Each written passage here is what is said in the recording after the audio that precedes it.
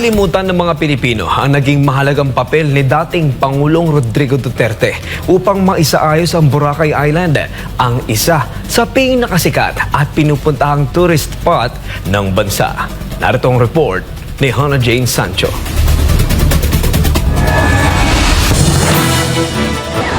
Isa ang Boracay sa ipinagmamalaking yaman ng Pilipinas. Kilala ito sa puting buhangin at malaparaisong mga tanawin. Pero dumaan ito ng pagsubok bago na ibalik ang dating ganda nito at ang kaayusan sa lugar. Kaya nung panahon ng Duterte administration, nagkaroon ng lockdown dito at nagkaroon ng matinding rehabilitasyon. Bagay na ipinagmamalaki at inaalala ng mga residente at turista dito. I will close Boracay. Boracay is a cesspool. Boracay Island, widely regarded as one of our country's treasures and admired worldwide for its natural beauty, has sadly become the representation of governance and government's negligence, including mine. I could not allow this decay to continue. Decisive action has long been overdue, recognizing that we are mere stewards of our natural resources. And I said, enough is enough. Kaya naman mula sa mga residente hanggang sa mga turistang buhay-bisita sa Boracay, hindi malilimutan ang legasiyang ito ng dating Pangulong Rodrigo Duterte. Gaya ni Charlene Ortega, isang residente ng Boracay na nakita ang magandang nagawa ng Duterte administration sa kanilang lugar. Okay, walang krimen na nangyayari. Tapos, kumbaga, peaceful. Kahit maglakad ka sa gabi, walang mga hindi ka natatakot kasi wala na yung mga adik.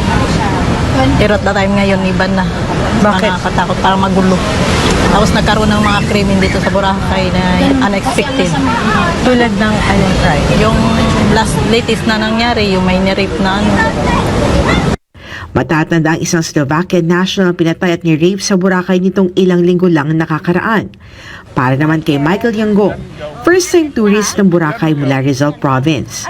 Pinuri niyang epekto ng panunungkulan ni dating Pangulong Duterte sa bansa, kung saan mas naging disiplinado ang mga Pilipino. Maganda kasi noon yung sa kanya pa, ang mga disiplinado, mga kabataan, walang masyadong mga sa kalsada ba. Compare ngayon, talamak yung mga sa lansangan, kahit mga bata pang maliliit, magdamag nasa lansangan.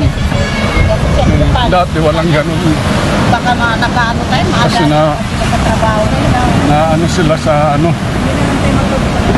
disiplinado ba? Nadidisiplina ng mga tao. Hindi naman malilimutan ni Mang Rudy Tuazon, isang vendor at mahigit 3 dekada nang nanirahan sa Boracay Island na Tubong Laguna. Ang oportunidad na ibinigay sa kanilang mga residente noong panahong pansamantalang ipinasara muna ito, panahon ng rehabilitasyon. Tungkol sa Boracay, siya lang mismo ang sarado ng Boracay bilang rehabilitation, na-rehab ang Boracay. Pinalinis niya ang buong Boracay. Binigyan niya kami ng trabaho dito. Na bilang trabaho namin dito yung linisin ng buong Boracay. Halos lahat buong Boracay. Dito beach, karsada, bundok, ganyan. Kaya naman hindi rin maitago ng mga residente ang pagkadismaya sa iligal na paraan ng pag-aresto kay dating Pangulong Rodrigo Duterte na isinuko ng gobyernong Marcos Jr. sa kamay ng mga dayuhan, ang International Criminal Court. Parang unfair yung nangyari sa kanya eh. Hindi siya nabigyan ng magandang justice. Walang due process. Parang nawala yung justice system natin dito. Nabali wala. Kasi pinaburan yung sa ibang bansa. Sa akin, parang unfair naman, ma'am. Siyempre kahit paano na yung mga, kumbaga yung mga tao na sinasabi nila na pinapapatay, yung mga sa human rights, yung ganun, kaya siya nakulong. Sa akin naman, ma'am, okay naman po kasi kumbaga yung mga taong na ginanon po is malaki naman, napatunayan naman na may mga kasalanan sa gobyerno o sa lipunan. Ako, pabor ako doon nung time ni President Duterte. Bulok na sistema ng kasalukuyang administrasyon dapat nang wakasan. Ito ang isinisigaw ng puso ng mga Bacolodnon sa isinagawang Ayusin Natin ang Pilipinas campaign rally nationwide at Bring Him Home prayer rally para kay Tatay Digong. Si Antoinette Elisan magbabalita.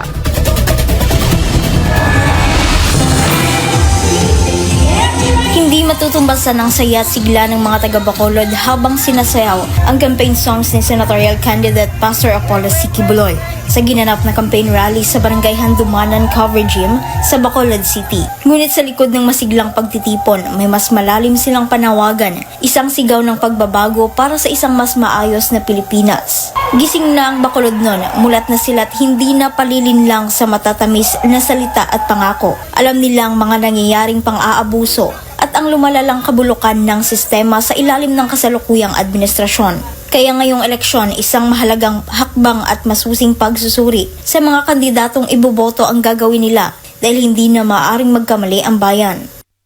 Ang member ko, talamak dahil hindi ang niya, kwarta nga dapat sa tao, wala nila ginahatag. Yung nagigana nila sa sa ilang nakakanya. Para sa kanila, mahalagang marinig ang malinaw at konkretong plataporma ng mga tumatakbo sa halalan dahil dito mas magiging madali para sa mga botante tulad ni Nanay Lolita Condes at Nanay Lorce ang magdesisyon kung sino ang karapat-dapat sa Senado.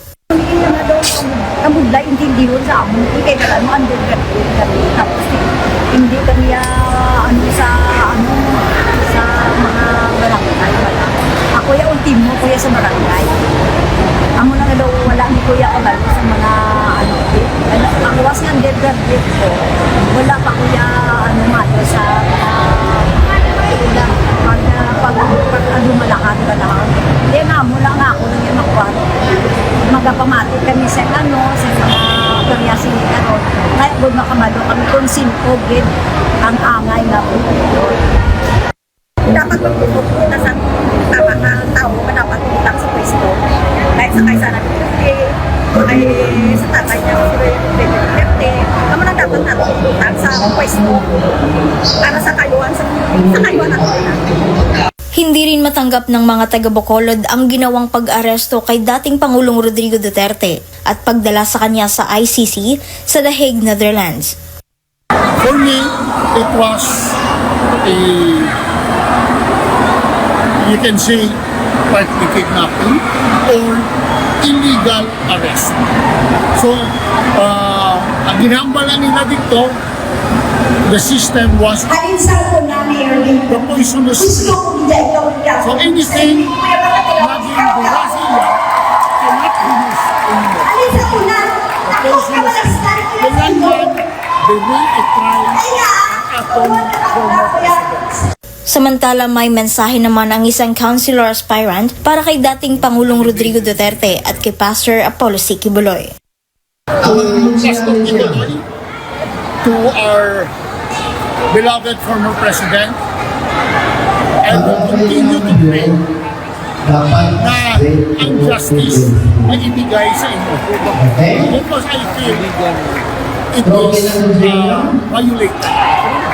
The one they did in KOJC, kung sa mga underworking, anti-presidente, sa large to build ng kabo, should not happen.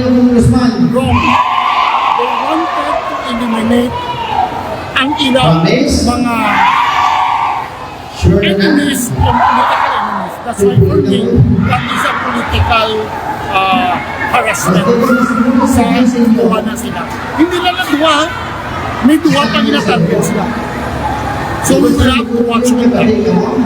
Hindi na pananahimik ang sagot ng Bacolodnon sa kabulukan ng sistema, kundi isang matibay na paninindigan sa kung ano ang tama. Ang eleksyon ay hindi lamang tungkol sa pagboto. Ito ay isang laban para sa kinabukasan ng bayan.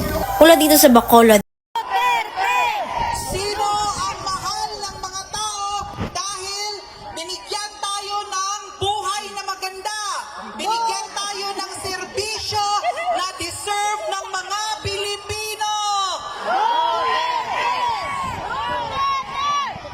susunod po natin na speaker ay isa sa mga pinakamagaling natin na senator sa Pilipinas. Kilala niyo po ba siya? Papakilala na, hindi na po natin dapat ipakilala kasi siya po ay kilala